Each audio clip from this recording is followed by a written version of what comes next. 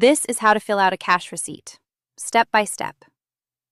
A cash receipt is your written proof that money changed hands. Who paid, how much, what for, and who received it. Give one copy to the customer and keep one for your records. We're using FormsPal's free online editor. This template has no preset boxes, so we'll simply click anywhere and type. Let's go. First, the date. Click the date line in the top right corner and enter the day the payment actually happened, not the day you write the receipt if those differ. Next, who paid you?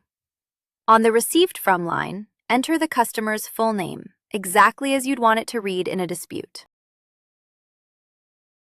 Now the address. This is the address of whoever receives the cash. Your business address if the money is coming to you. The amount. Write it twice. First in words like a check. $250 and 0.00 dollars. Then repeat it in numbers in the dollar box. Writing it both ways prevents anyone from altering the figure later. The for line. Describe what the payment was for. The goods sold or the services delivered. Be specific.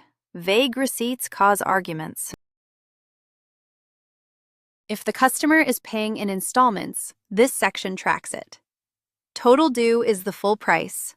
Amount paid is what they handed you today. Balance due is what's left. If they paid in full, the balance is simply 0.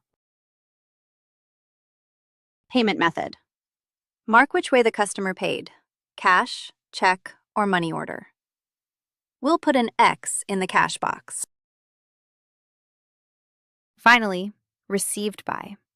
This is where the cash recipient signs. Click the Sign button in the toolbar to type, draw, or upload your signature. And that's a complete cash receipt.